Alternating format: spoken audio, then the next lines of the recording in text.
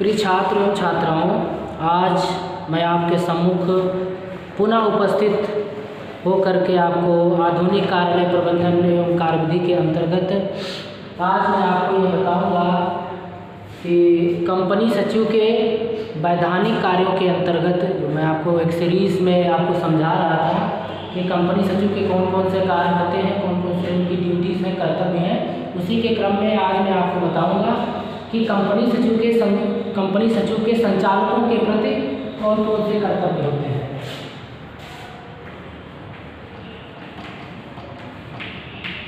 Company सचिव के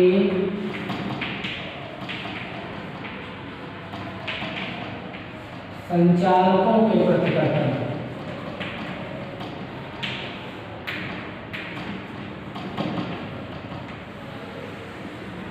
संचालकों के प्रति कर्तव्य, और इसके पूर्व हमने आपको बहुत सारे कर्तव्यों के बारे में बताया था, जिनमें हमने सबसे पहले आपको वैधानिक के बारे में बताया। वैधानिक कर्तव्य कौन कौन से?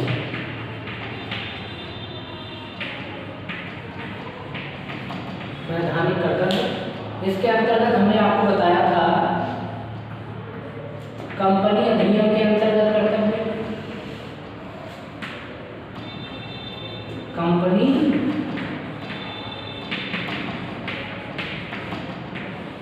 अधिनियम के अंतर्गत कर्तव्य,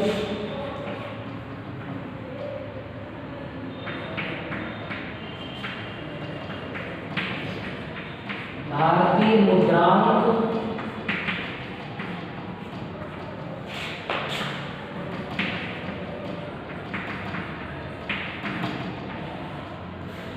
अधिनियम के अंतर्गत कर्तव्य, और फिर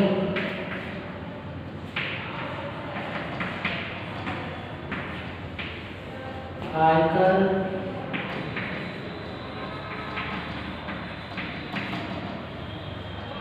अधिनियम के अंतर्गत कर्तव्य, और एक हमने इसमें बताया था संपत्ति कर,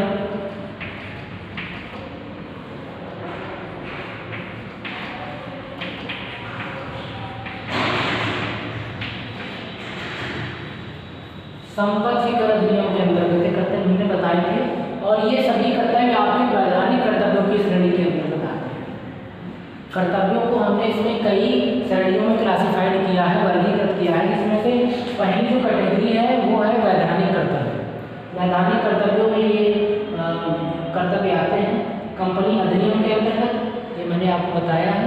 इसमें कंपनी अधिनियम में कौन कौन से कर्तव्य कंपनी सचिव को बताए गए हैं जो उनको करना है। भारतीय मुद्रांक अधिनियम के अंतर्गत, आयकर अधिनियम के अंतर्गत, संपत्ति कर अधिनियम के अंतर्गत कर्तव्य। ये किसकी श्रेणी में आते हैं? ये वैधानिक कार्यों के अंतर्गत आते हैं। ये लीगल ड्यूटीज होती हैं जो कंपनी सचिव को करनी पड़ती हैं। उसके पश्चात और अन्य कार्य हैं जिनमें आज मैं आपको बताऊंगा कि संचालकों के प्रति क्या करते हैं। ये अलग से कैटेगरी है, संचालकों के प्रति अलग कार्य होता है। ये वैधानिक कार्यों के अंतर्गत नहीं आता है ना। तो संचालकों के प्रति, फिर अंशधारियों के प्रति, फिर जनता के प्रति, उसके पश्चात फिर कार्यालय संगठन के प्रति भी क्या जिम्मेदारी है, फिर अन्य कार्य भी है, इसके अन्य कर्तव्य भी हैं, बहुत सारी ड्यूटीज़ होती हैं, जो भी हम सीखेंगे। सीरीज़ है, इनके बारे में आपको अच्छी तरीके से पता होना चाहिए ड्यूटीज़ के बारे में। तभी अगर आपको ये ड्यूटीज़ नहीं पता है कंपनी सचिव की, तो अगर एक्सप्लेन करके मैं आपको ना बताऊँ और डिटेल में ना आपको पता होगी, तो आप कहीं कंफ्यूज आप ना हो जाओ। तो जो निजी सचिव की जो ड्यूटीज़ है, कहीं उनको आप कंपनी सचिव की ड्यूटीज़ ना समझ लें, क्योंकि एक निजी सचिव जो होता है वो कंपनी सचिव के अंडर में काम करता है ना। एक निजी सचिव, एक कंपनी सचिव भी निजी सचिव अपने नीचे रख सकता है ना। तो निजी सचिव के जो कर्तव्य हैं वो कंपनी सचिव के कर्तव्य बराबर नहीं हो सकते, है ना। ये अधिकारी रैंक का होता है और वो एक अधिकारी के नीचे काम करता है, तो आपको इनके कर्तव्य ज़्यादा इम्पोर्टेंट होते हैं, कार्य इनके इम्पोर्टेंट होते हैं। ऐसा नहीं उनका कार्य इम्पोर्टेंट नहीं होता है, वो भी जिम्मेदारी से काम करते हैं। तो डिफरेंस है उनके कर्तव्यों में, ड्यूटीज़ में, तो आपको पता होना चाहिए। तो ये आपने समझा होगा कि क्लास में हमने आपको लेक्चर प्रोवाइड कराया था, इसमें आपने समझा होगा, देखा भी होगा, और कोई डाउट हो तो आप पूछ सकते हैं। तो आज मैं आपको यहाँ पर बताऊँगा कि संचालकों के द्वारा कौन कौन से संचालकों के प्रति कौन कौन से कार्य कर्तव्य हैं जो कंपनी सचिव को निभाने पड़ते हैं, उनको करने पड़ते हैं। ठीक है। संचालक तो आप जानते ही हैं कि जो डायरेक्टर होते हैं हमारी कंपनी के, जो चलाते हैं हमारी कंपनी को, वो हमारे संचालक हैं। ठीक है। तो क्या होता है, और एक शब्द हमने आपको बताया था प्रवर्तक के बारे में हमने बताया था कि जो कंपनी की शुरुआत करते हैं, कंपनी की जो नींव रखते हैं, जिनके मस्तिष्क में सबसे पहले कंपनी के बारे में विचार आता है, कंपनी स्टार्ट होता है, वो हमारे प्रवर्तक होते हैं, प्रोमोटर्स जिनको बोलते हैं। तो कंपनी सचिव की नियुक्ति प्रोमोटर्स के द्वारा की जाती है और संचालकों के द्वारा, है ना। प्रोमोटर्स के द्वारा कब होती है, जब कंपनी का जन्म होना होता है, कंपनी को हमें रजिस्टर्ड कराना पड़ता है स्टार्टिंग में। तो प्रवर्तकों को इतनी ज़्यादा जानकारी नहीं होती है लीगल कार्यों के प्रति, तो वो क्या करते हैं, वो कंपनी सचिव को हायर करते हैं, नियुक्त कर देते हैं, ताकि वो अभी कंपनी का रजिस्ट्रेशन संबंधी जितनी भी कार्रवाई है, प्रारंभ में जितने भी क्रियाकलाप होते हैं, काम होते हैं, उनको वो अच्छी तरीके से पूरा कर सके, किसी डिफिकल्टीज के बिना किसी कठिनाई के आए हुए समस्त कार्यों को शुरुआत से लेकर के चले। तो ये करते हैं। तो अगर प्रवर्तक कंपनी सचिव की नियुक्ति नहीं करते हैं, अपने आप ही स्वतः काम करवा लेते हैं जो काम होना चाहिए, तो उसके पश्चात क्या होता है, जब कंपनी का रजिस्ट्रेशन हो जाता है, कंपनी स्टार्ट होती है, जो डायरेक्टर होते हैं कंपनी के, वो डायरेक्टर जो उनके द्वारा कंपनी सचिव की नियुक्ति की जाती है। ठीक है। तो अब प्रवर्तक का काम खत्म हो जाता है, जो कंपनी का समावेशन स्टार्ट हो, बोर्ड ऑफ डायरेक्टर्स की जो नियुक्ति सब हो जाती है, तो वहाँ तक काम रहता है। अब संचालकों के प्रति जो संस्था को देख रहे हैं, चला रहे हैं, जिनके हिसाब से, जिनके मुताबिक संस्था काम करती है, तो अब इनके प्रति कंपनी सचिव के क्या कार्य होंगे, ये हम आज आपको यहाँ पर बताएंगे। ठीक है। तो सबसे पहले आपको तो ये जानना होगा कि जब कंपनी स्टार्ट हो गई, रन कर गई, सभी व्यवस्था क्रियाकलाप कंपनी के चलने लग गए, है ना, तो अब जो कंपनी सचिव है, संचालकों के द्वारा कंपनी सचिव की नियुक्ति कर दी गई। ठीक है, इतना समझ में आपको आया होगा। अब जब नियुक्ति के पश्चात में क्या किया जाता है, कंपनी संचालकों के द्वारा कंपनी सचिव को कुछ अधिकार दिए जाते हैं। ठीक है। उन अधिकारों के अंतर्गत ही कंपनी सचिव को कार्य करना पड़ता है। ठीक है। क्योंकि अगर कोई अधिकार संचालकों के द्वारा नहीं दिए गए हैं कंपनी सचिव को कि आपको किस दायरे में, किस फील्ड में रहते हुए काम करना है, तो अगर कोई कंपनी सचिव उस फील्ड में काम करता है, कोई त्रुटि होती है, कोई समस्या बाद में क्रिएट होती है, तो उसकी लायबिलिटी, उसका जो उत्तरदायित्व है, वो कंपनी सचिव का होता है। तो संचालक मंडल क्या करते हैं, वो कंपनी सचिव की एक सीमा निर्धारित करते हैं, अधिकार क्षेत्र उसको देते हैं लिखित में, और उन लिखित अधिकारों के माध्यम से ही कंपनी सचिव अपना काम करना प्रारंभ करता है। ठीक है।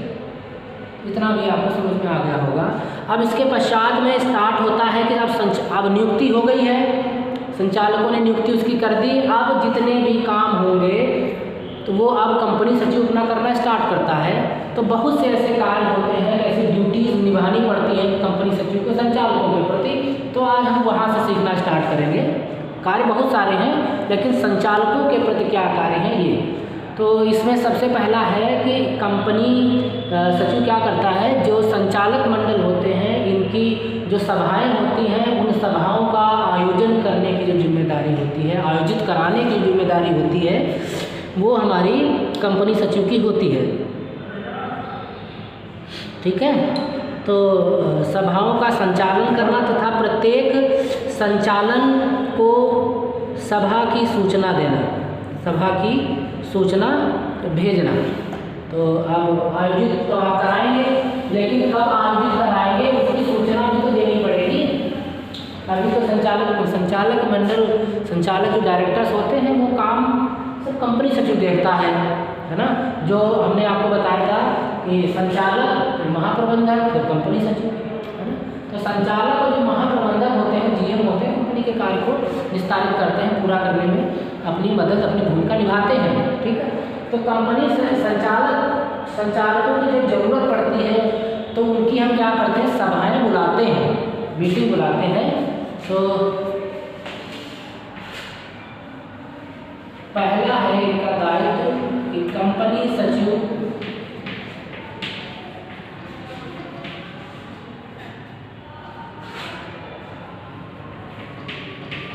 द्वारा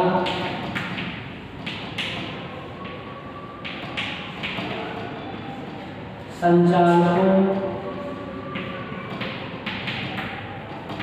की सभाओं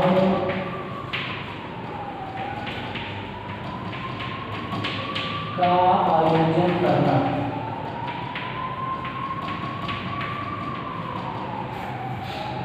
ठीक है, सभाओं का आयोजन करना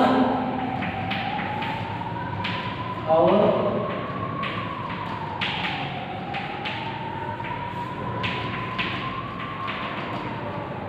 संचालकों को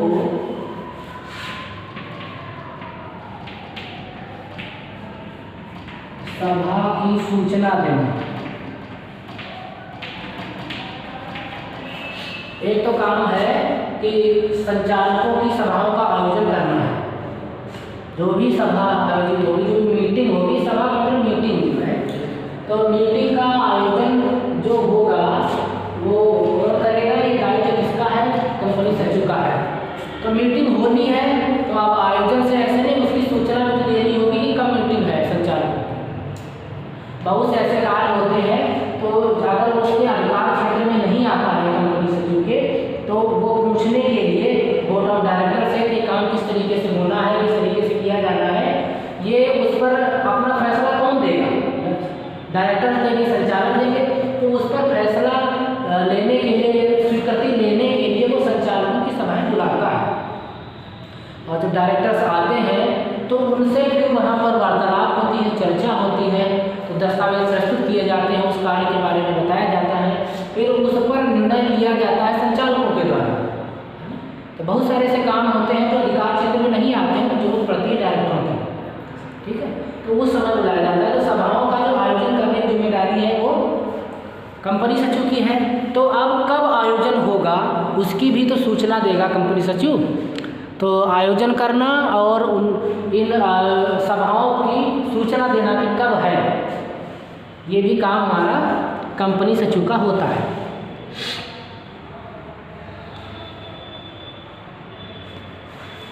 तो ये आपको थोड़ा सा समझ में आता है। अब उसके पश्चात नेक्स्ट देखते हैं।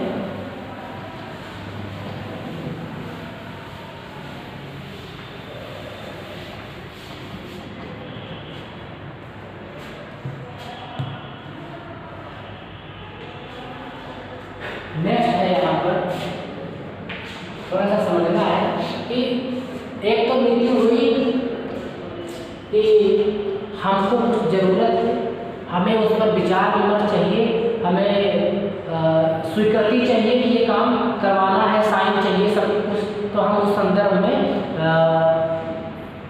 पत्र लिख करके सूचित करते हैं या कॉल के माध्यम से संपर्क स्थापित करते हैं और बुलाते हैं।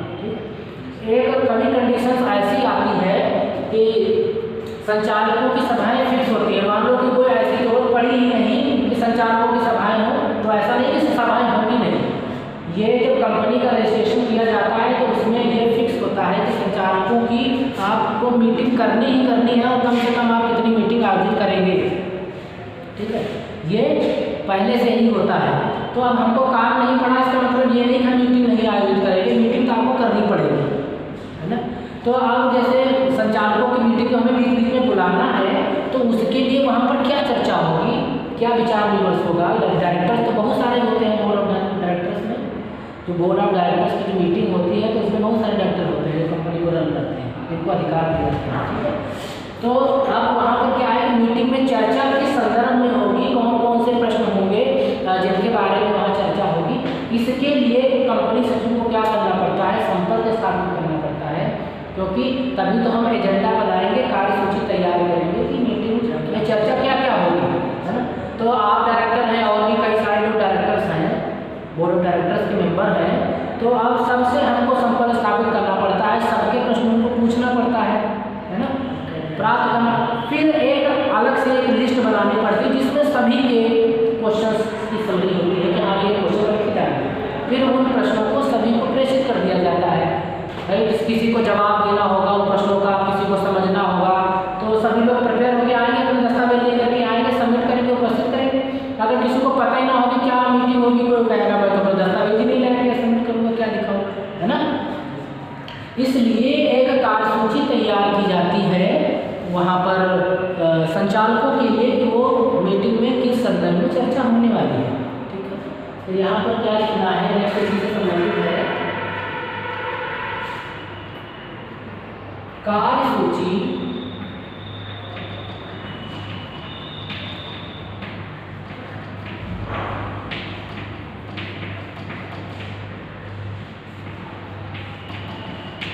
तैयार करने के लिए, कार्यसूची तैयार करने के लिए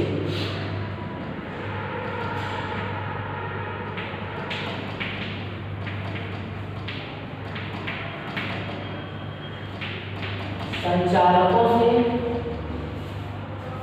पत्र व्यवहार करना। आपको जिस तरीके से सुटेबल लगता है, पत्र के माध्यम से चाहते हैं वो लिखित में हमको दें तो पत्र के माध्यम से, ठीक है। आप बात कर लीजिए, आप कह सकते हैं कि आप ईमेल से भेज दीजिए, जैसा सुटेबल लगे। आप चाहते हैं कि आप फोन पर ही बता दें, उचित रहेगा, तो आप जैसे आपको लगे, मैं आप लिख देता हूँ संचालकों से पत्र व्यवहार या संपर्क स्थापित।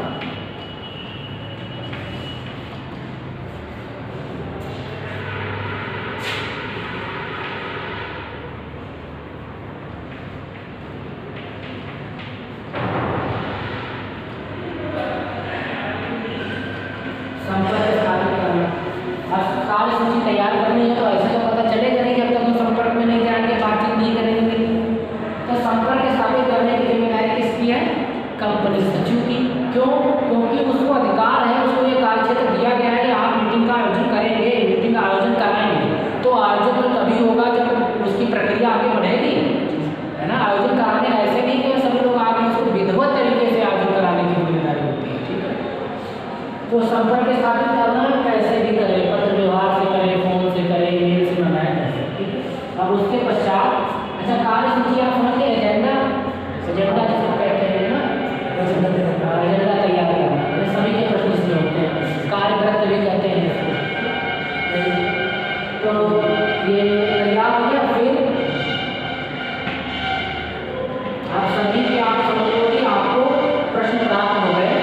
तो कार्यसूची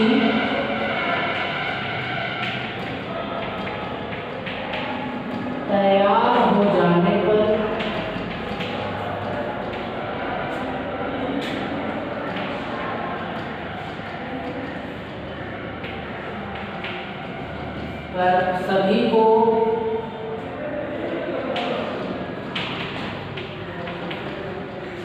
सभी को प्रेषित करना, सभी को प्रेषित,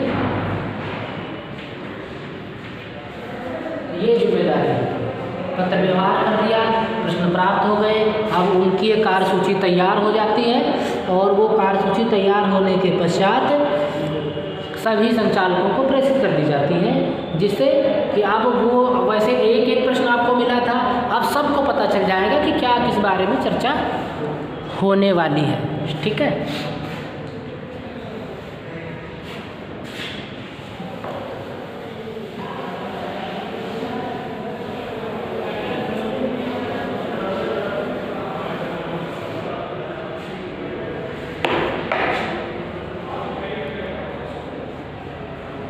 नेक्स्ट है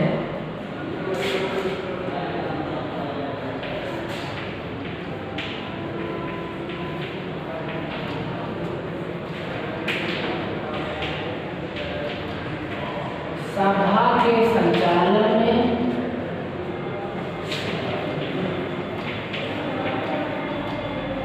सभापति,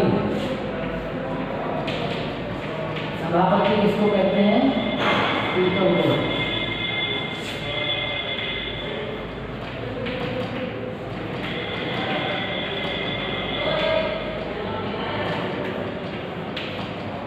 की सहायता करना, आयोजन तो वो करवा रहा है, मीटिंग आयोजित होगी, अब उसमें जिम्मेदारी क्या है कि जो मीटिंग आहूत होगी, मीटिंग जो चलेगी उसका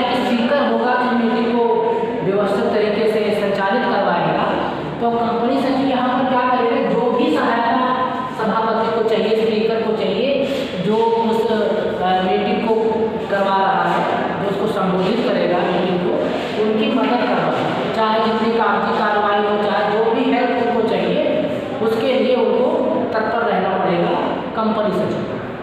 ठीक है, तो पहले आपने क्या देखा कि मीटिंग का आयोजन करना ये जिम्मेदारी है, उसके पश्चात में मीटिंग की सूचना देना ये भी जिम्मेदारी है, और साथ ही साथ जो इसकी कार्य सूची होगी उस कार्य सूची के लिए पत्र व्यवहार करना या संपर्क स्थापित करना, फिर कार्य सूची तैयार हो जाने के पश्चात सभी को प्रेषित करना। ठीक है, और उसके पश्चात नेक्स्ट है कि सभा के संचालन में सभापति जो होता है, तो मीटिंग को रन करने का एक सभापति नियुक्त किया जाता है। जैसे देखते हैं लोकसभा का सभापति स्पीकर कौन है, ओम बिरला जी हैं, है ना। तो ओम बिरला जी स्पीकर एक चुना जाता है मीटिंग को रन करने के लिए, जो मीटिंग को संचालित करता, सबको सुनता है, निर्णय देता है। जब तक निर्णय कोई नहीं होगा, मीटिंग का कोई अध्यक्ष रहेगा, कौन किसकी बात मानेगा, है ना।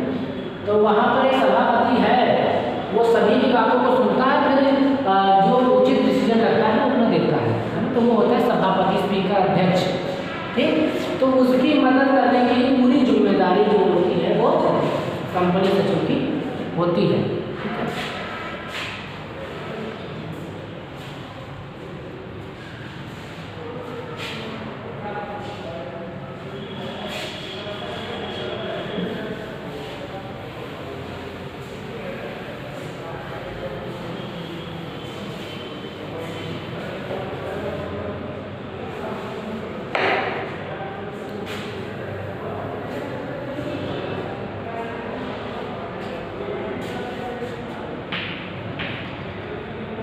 ये इतना तो आप समझ गए।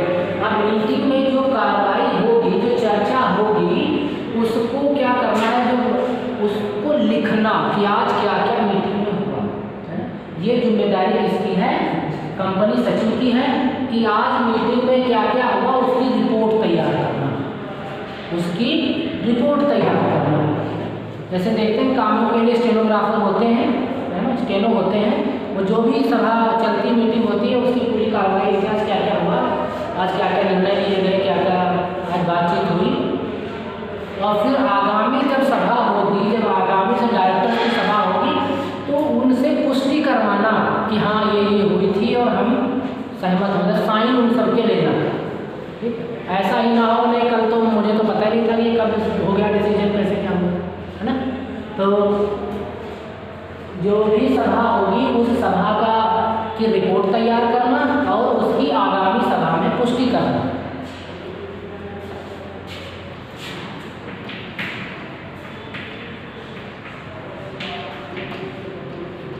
संचालकों की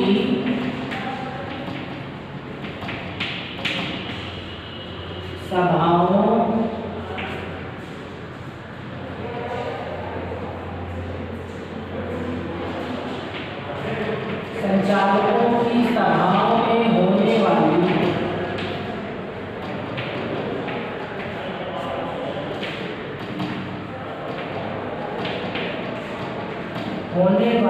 कार्यवाही की रिपोर्ट तैयार करना,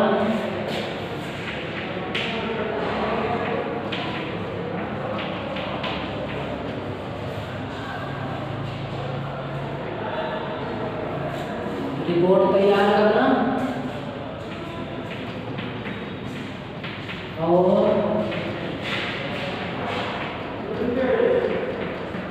इस रिपोर्ट का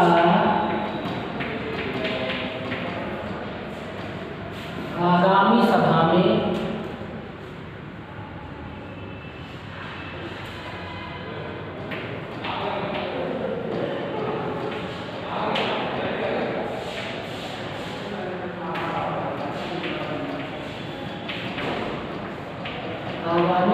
में पुष्टि करवाना, वेरीफाई करवाना।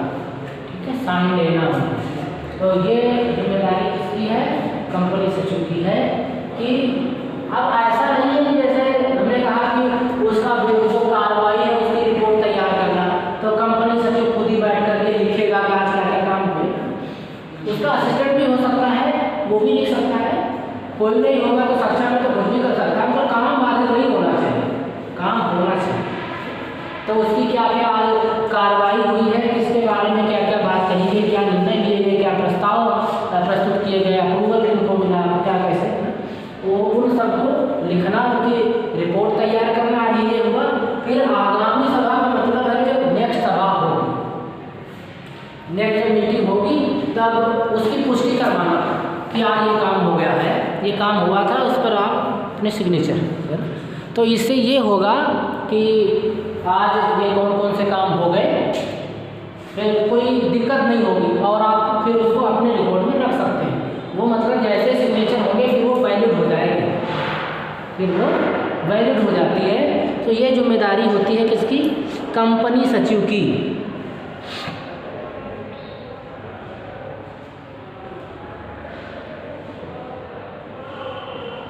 नेक्स्ट है कि कंपनी के खाते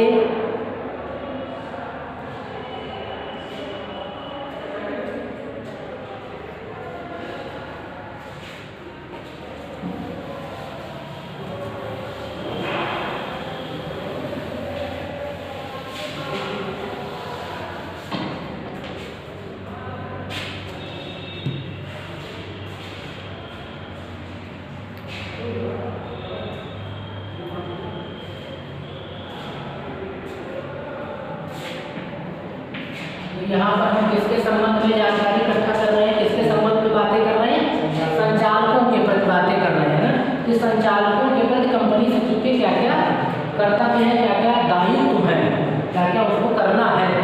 तो अब हमने आपको बताया कि संचालकों की सभाएं बुलानी पड़ती है, संचालकों को हमें आमंत्रित करना पड़ता है।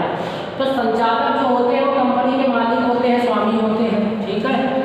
अब उनको ये पता होना चाहिए कि हमारे संस्था में कौन कौन से कार्य हो रहे हैं, जो मुख्य कार्य होते हैं। मुख्य कार्य कौन से, जो वैधानिक कार्य होते हैं, है ना, जो वैधानिक कार्य हैं, उन वैधानिक कार्यों से कंपनी सचिव की जिम्मेदारी है कि वह संचालकों को समय समय पर उसकी सूचना प्रेषित करते रहें कि वैधानिक कार्य कौन कौन से हो गए। वैधानिक कार्यों की सूची भी हमने बताई, आयकर से संबंधित, संपत्ति कर से संबंधित, भारतीय मुद्रांक, कंपनी अधिनियम से संबंधित कर्तव्य, ये सब हमारे किसके अंतर्गत आते हैं, ये सब हमारे वैधानिक कार्य के अंतर्गत आते हैं।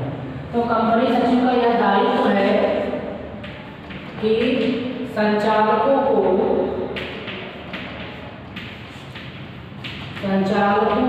समय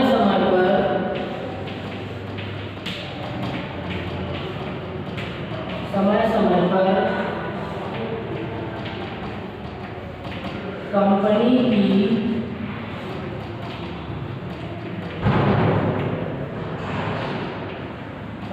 की वैधानिक, जो लीगल जानकारी है, कंपनी की वैधानिक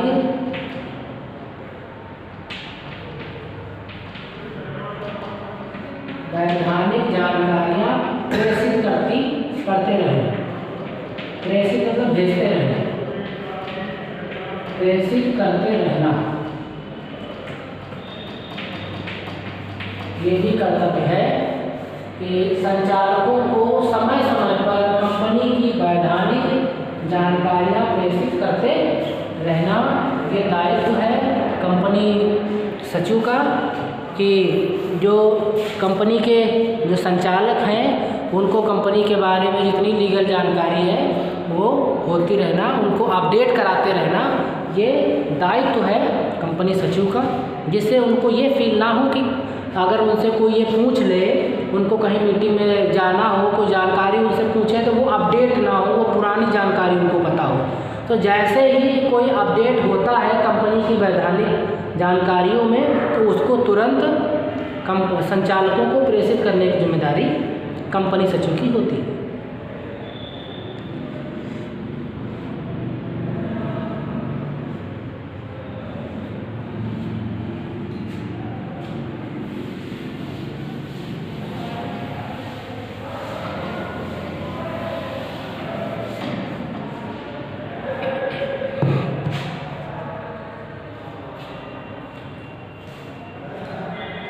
नेक्स्ट है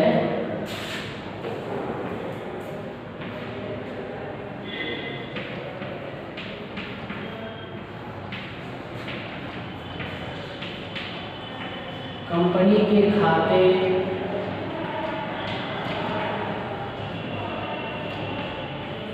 श्रमिक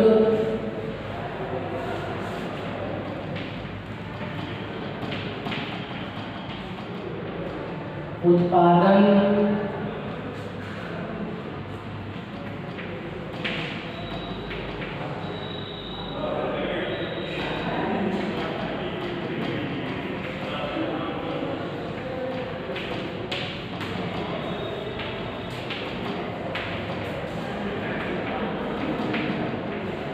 एवं अन्य विवरणों के संबंध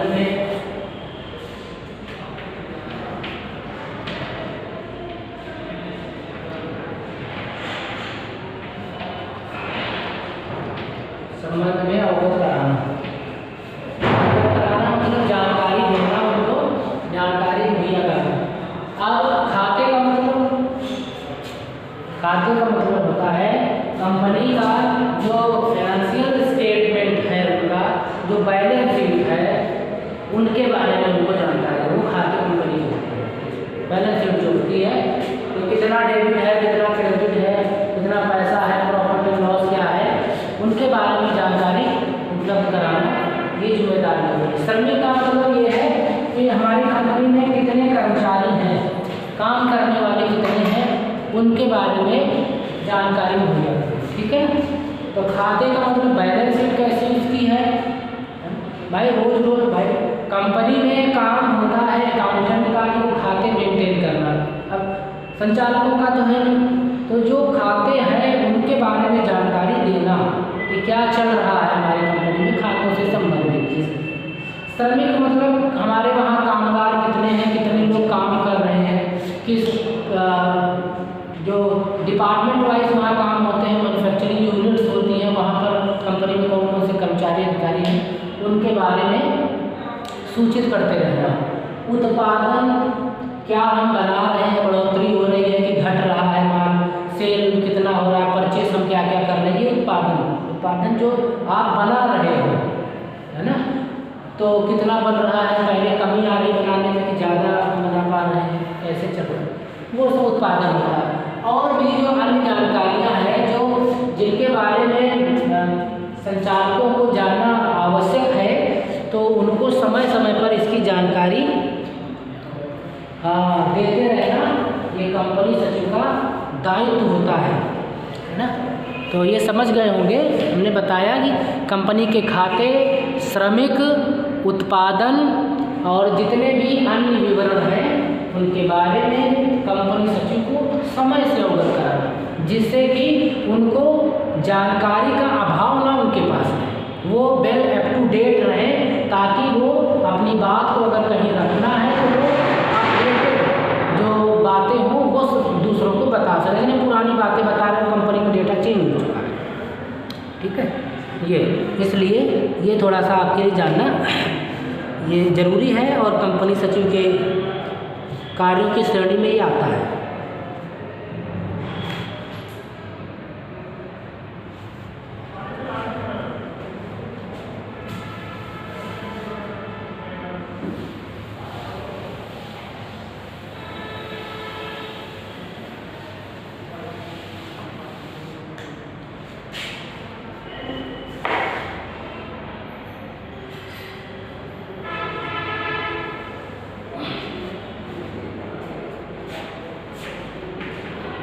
नेक्स्ट है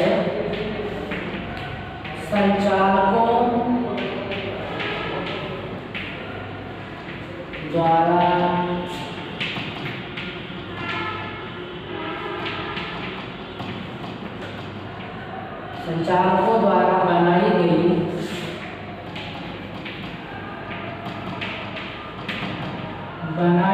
नीतियों को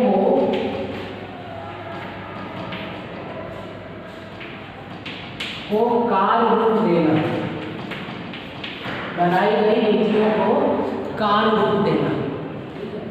क्योंकि हम संचालक, हमने बताया कि संचालक संस्था के स्वामी होते हैं, मालिक होते हैं, उनके पास अधिकार सुरक्षित होते हैं कि वो संस्था के लिए नई नई पॉलिसीज बना सकते हैं, नियम बना सकते हैं, कानून बना सकते हैं, संस्था किस तरीके से काम करेगी। किसी अधिकार दे सकते हैं। तो अब यहाँ पर बात है कि संचालकों के द्वारा बनाई गई नीतियाँ समझते हैं, पॉलिसीज हो सकती हैं, नियम कानून होते हैं। तो वो जितनी भी नीतियाँ होती हैं उनको बनाना, पॉलिसीज को, अब पॉलिसीज तो बन गई, तो अब संचालक तो कंपनी में मीटिंग्स होती, जरूरत होती तब आते, रोज तो आते। जिम्मेदारी किसकी है? कंपनी सचिव को, कि ये जो नीतियाँ लागू की गई है उनको दूसरों पर अप्लाई करवाना, उनसे उनका पालन करवाना, उन नीतियों का पालन करवाना। क्योंकि संचालकों ने तो बना के दे दिया कि आपको ये आज से काम इस तरीके से होगा, लेकिन उसको कार्य रूप देगा कंपनी सचिव, उसको अब कार्य में लाएगा, उन नीतियों को कार्य में लाएगा, उसके हिसाब से काम को करवाने का प्रयास करेगा। समझ में आया आपको? तो कार्य रूप का मतलब ये है कि आप इन नीतियों को कार्य के रूप में एक्सेप्ट कराना और एक्सेप्ट करना और कर्मचारियों से उसके अनुसार काम करवाना, ये जिम्मेदारी है। यही इस लाइन का मतलब है कि संचालकों द्वारा बनाए गए नीतियों को कार्य रूप है। क्योंकि पॉलिसी कौन बनाता है? जो अधिकारी होते हैं, कर्मचारी होते हैं, जो संस्था के मालिक होते हैं, वही बता सकते हैं कि इस तरीके से काम ना होकर के अब इस तरीके से काम होगा। तो अब हमने आपसे बताया कि संचालक उसको लागू नहीं करते हैं, क्योंकि आपने पहले भी हमने आपको बताया था कि जो कंपनी सचिव होता है वो परामर्शदाता होता है, ठीक है। और साथ ही साथ हमने आपको ये भी बताया था कि जो कंपनी सचिव होता है वो कर्मचारियों और संचालकों के मध्य कड़ी के रूप में काम करता है, ठीक है। संचालकों और ये संचालक हो गए, ये मध्य में हमारा आता है यहाँ पर कंपनी सचिव, मध्य में कंपनी सचिव है। और फिर क्या है? हमारे कर्मचारी, मध्य में हमारे कर्मचारी आते हैं। तो ये दोनों के बीच में कड़ी के रूप में काम करता है, ठीक है। तो संचालक आदेश देते हैं इधर कंपनी सचिव को, ठीक है, और कंपनी सचिव जो भी आदेश नियम पॉलिसीज होती हैं संचालक ने कंपनी सचिव को दे दिया। अब कंपनी सचिव क्या करता है? ये कर्मचारियों को उसको करने के लिए उनको समझाता है, उनको आदेशित करता है, आपको ये इस तरीके से काम करना है। अब ये सिस्टम खत्म है, नया सिस्टम इस तरीके से। तो अगर कोई बात करनी होती है तो संचालक कंपनी सचिव को कहते हैं, कंपनी सचिव कर्मचारियों को कहते हैं। अगर कर्मचारियों को कोई प्रॉब्लम है तो वो कंपनी सचिव, फिर कंपनी सचिव उस बात को अपने संचालकों के मध्य में रखते हैं, ठीक है। तो आपने ये समझा कि किस तरीके से ये प्रोसीजर चलता है और किस तरीके से काम किया जाता है कंपनी में, कंपनी सचिव के द्वारा और संचालकों के द्वारा। ये आप अच्छी तरीके से समझ गए हो, ठीक है। यहाँ पर हमने आपको कुछ तथ्यों के माध्यम से समझाने का प्रयास किया है कि संचालकों के प्रति कंपनी सचिव के क्या कर्तव्य होते हैं, क्या कर्तव्य होते हैं। अब थोड़ा सा एक बार हम आपको रिवाइज कराएंगे जिससे कि आपको भूलने की जो गुंजाइश है वो बिल्कुल भी ना रहे। तो पहला क्या हमने आपको बताया था? हमने आपको कहा था कि जो संचालकों की जो मीटिंग होती है, जो सभाएं होती हैं, संचालकों की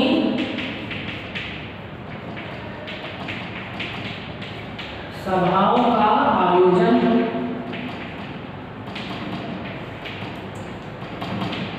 सभाओं का आयोजन करना, ठीक है, और सभा की सूचना देना,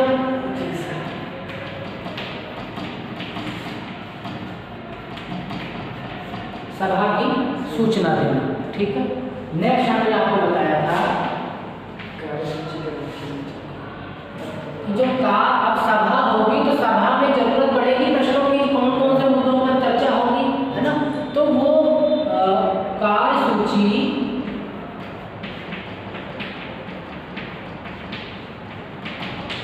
तैयार करने के लिए संचालकों से संपर्क स्थापित करना। आप वो किसी माध्यम से आप कर सकते हैं, संचालकों से संपर्क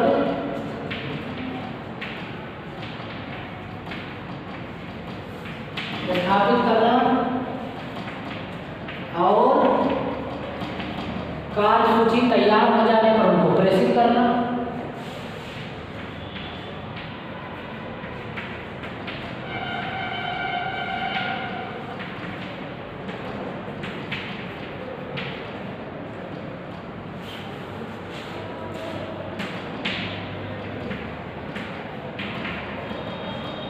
संचालकों को प्रेषित करना।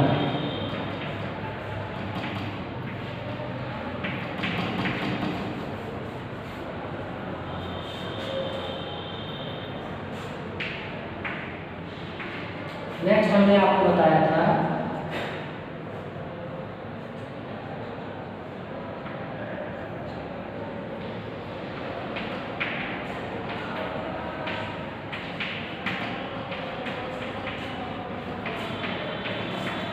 कि संचालकों की सभाओं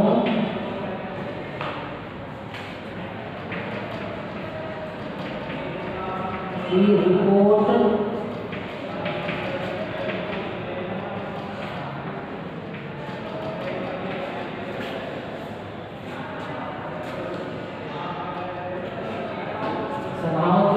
तैयार करना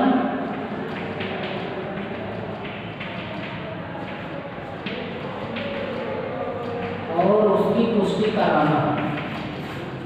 ठीक, नेक्स्ट था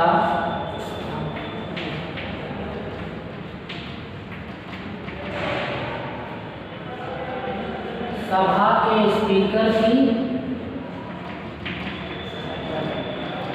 सहायता करना।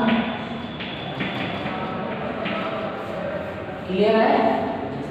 सभा के स्पीकर की सहायता करना।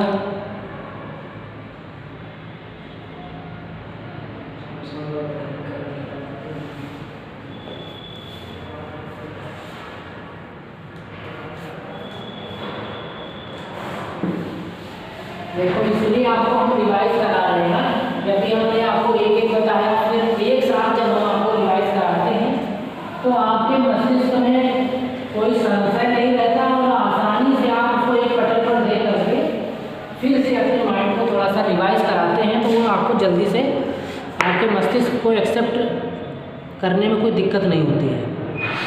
तो आपने देखा कि सभा का जो स्पीकर होता है उसकी मदद करना और उसके पश्चात कंपनी की जितने भी वैधानिक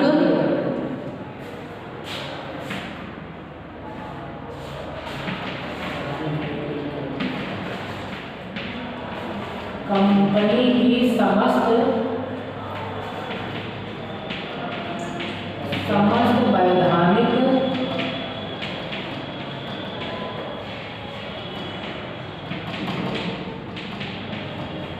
जानकारियों को संचालकों को भेजना।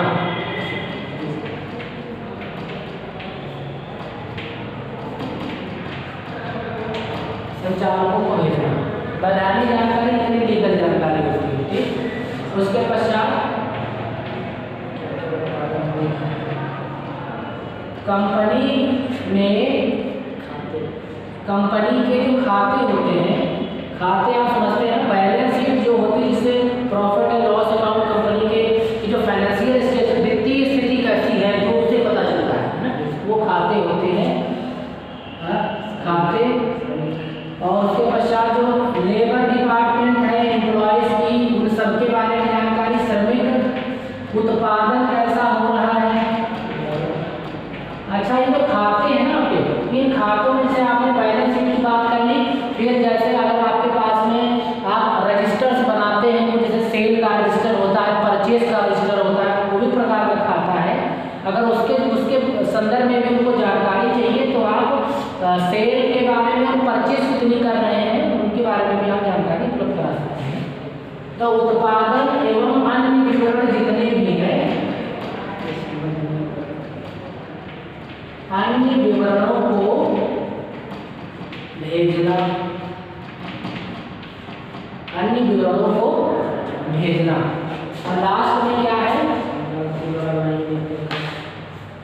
ये कंपनी सचिव के द्वारा जो नीतियां बनाई गई हैं उन नीतियों को कार्य रूप देना। ठीक है, कौन कार्य रूप देगा? वो हमारा कंपनी सचिव है। तो शॉर्ट में लिखते हैं कि नीतियों को कार्य रूप देना। नीतियों को कार्य रूप देना, या आप कह सकते हैं नीतियों को लागू करना। तो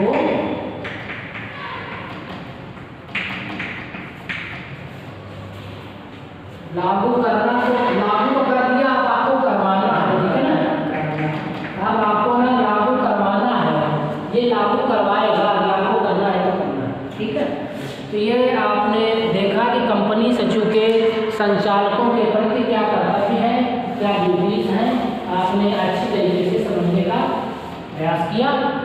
और आशा करते हैं कि आपको ये समझ में भी आ गया होगा। किसी प्रकार का अगर कोई डाउट हो तो आप पूछ सकते हैं, हम उसका समय अंतर्गत सलूशन करने का हर संभव प्रयास करेंगे।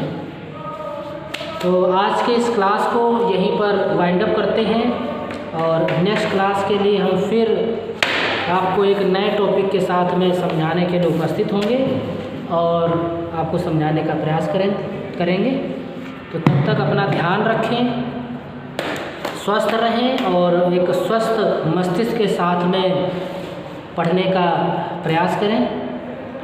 तो तब तक के लिए टेक केयर, अपना ख्याल रखें, फिर मिलते हैं।